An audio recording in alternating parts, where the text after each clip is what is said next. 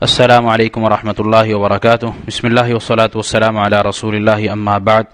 ریاض الصالحین کا 16واں باب، باب الامر بالمحافظۃ علی السنۃ و آدابها، سنت اور اس کے آداب کی حفاظت کرنے کے حکم کا بیان۔ اور اس باب سے آج ہماری آخری حدیث ہے،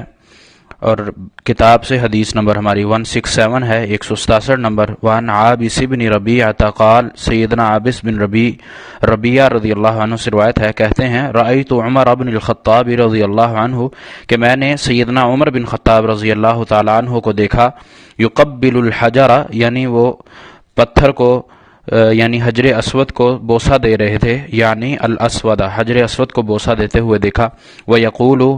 اور سیدنا عمر کہہ رہے تھے، انی اعلم انک حجر، کہ بے شک میں جانتا ہوں کہ تو ایک پتھر ہے، ما تنفع ولا تضر، نہ تو نفع دے سکتا ہے اور نہ نقصان پہنچا سکتا ہے۔ ولولا انی رأیت رسول اللہ صلی اللہ علیہ وسلم، اگر میں نے رسول اللہ صلی اللہ علیہ وسلم کو یہ کام کرتے نہ دیکھا ہوتا، یعنی کہ یقبلوک ما قبلتک، نبی علیہ السلام کو تجھے بوسہ دیتے ہوئے نہ دیکھا ہوتا تو میں بھی تجھے بوسہ نہ دیتا۔ متفق علیہ، بخاری اور مسلم کی یہ حدیث ہے۔ 16ویں باب سے یہ آج ہماری آخری حدیث ہے، اور اللہ کے نبی علیہ الصلاۃ والسلام کا عمل ہمیں بتلایا جا رہا ہے کہ اللہ کے نبی علیہ الصلاۃ والسلام نے بیت اللہ میں لگے پتھر یعنی حجر اسود کو، جو ایک کالا پتھر ہو چکا ہے اس وقت، اس کو بوسہ دیا تھا۔ تو آپ علیہ الصلاۃ والسلام کی اس سنت کو سمجھتے ہوئے سیدنا عمر بن خطاب رضی اللہ عنہ نے عمل کیا، اور پھر یہ واضح کر دیا کہ یہ نبی علیہ الصلاۃ والسلام کی سنت ہے،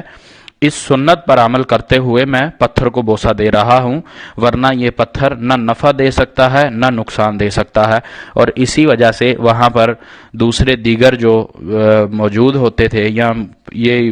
عقیدہ رکھتے تھے کہ پتھر بھی کوئی نفع نقصان دے سکتا ہے، ان کو بھی اس چیز کا بتلا دیا۔ اور دور جاہلیت میں تو بیت اللہ بھرا ہوا ہوتا تھا بتوں سے، اسلام آنے سے پہلے لوگ ان بتوں کی ہی پوجا کرتے تھے، تو ان کو بھی دوبارہ یہ ریمائنڈ کروا دیا گیا کہ یہ پتھر نہ نفع دے سکتے ہیں نہ نقصان دے سکتے ہیں۔ یہ دونوں چیزیں اس میں آ گئیں کہ اللہ کے نبی صلی اللہ علیہ وسلم کے اتباع، اللہ کے نبی علیہ الصلاۃ والسلام کے اطاعت، کہ اللہ کے نبی نے جو عمل کیا اس میں چونکہ چنانچہ وجہ نہیں پوچھی، عقل کی کسوٹی پر اس کو نہیں پرکھا، بلکہ عبادت سمجھتے ہوئے، عبادت توقیفی ہے، اس میں اپنی عقل نہیں چلنی، بلکہ جو اللہ اور اس کے رسول نے حکم دے دیا وہ ہم نے کرنا ہے، یہی سمعنا و اطعنا ہے، اور اسی کو بجا لانے کے بعد ہم اطاعت کرنے کا حق ادا کریں گے۔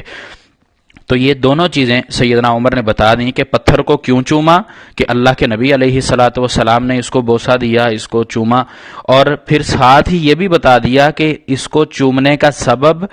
سنت رسول ہے، نبی صلی اللہ علیہ وسلم کا عمل ہے، اگر چاہ کے یہ پتھر نہ نفع دے سکتا ہے نہ نقصان دے سکتا ہے۔ تو یہ صحابہ کی اطاعت کرنے کی مثال ہمارے سامنے واضح ہے کہ وہ اپنے ہر معاملے میں اللہ کے نبی علیہ الصلاۃ والسلام کو اپنے لیے مشعل راہ سمجھتے تھے، اسوہ حسنہ بناتے تھے، اور اللہ نے بھی رسول اللہ صلی اللہ علیہ وسلم کی جو بعثت کی تھی وہ اس امت کی بھلائی کے لیے، خیر کے لیے اسوہ حسنہ بنا کر بھیجا تھا۔ تو ہمیں بھی اسی طریقے سے اس چیز کو دیکھنا ہے، اور اس سے قبروں پر یا دوسری دیگر جو ہمارے ہاں معاشرے میں یہ عقائد پائے جاتے ہیں، قبروں پر بیٹھنا، ان کو بنانا، ان کو بڑا بنانا یا پتھر کوئی رکھ کے، یہ اسلام نے اس کی اجازت نہیں دی، اسلام میں یہ قطعا نہیں ہے۔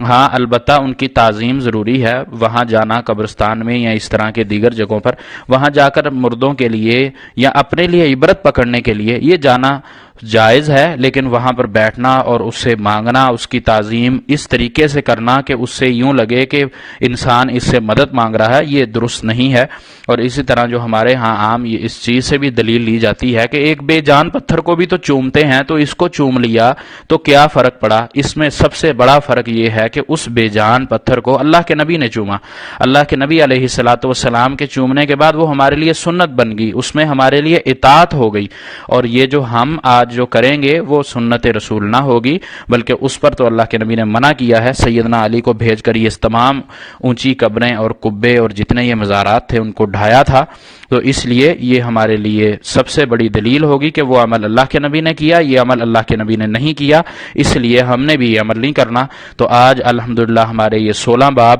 ریاض الصالحین سے مکمل ہو گئے ہیں، اور اللہ تعالیٰ سے ہم یہ دعا کرتے ہیں کہ اللہ تعالیٰ ہمیں بھی صحابہ جس طرح اطاعت نبوی بجا لاتے تھے اسی طرح ہمیں بھی اللہ کے نبی علیہ الصلاۃ والسلام کی اطاعت اور فرما برداری میں آنے کی توفیق عطا فرمائے، اور ہماری زندگی کو اسی طریقے سے اسی راہ پر چلانے کی توفیق دے جس سے ہماری نجات ممکن ہو، اور ہم جو ابھی تک الحمدللہ 16 باب ہم نے مکمل کیے ہیں اس پر ہمیں عمل کر کے، سن کر، سنا کر، آگے تعلیم دے کر ہمارے لیے اس کا ذریعہ نجات بنا دے۔ وما توفیقی الا باللہ، علیہ توکلت و الیہ انیب۔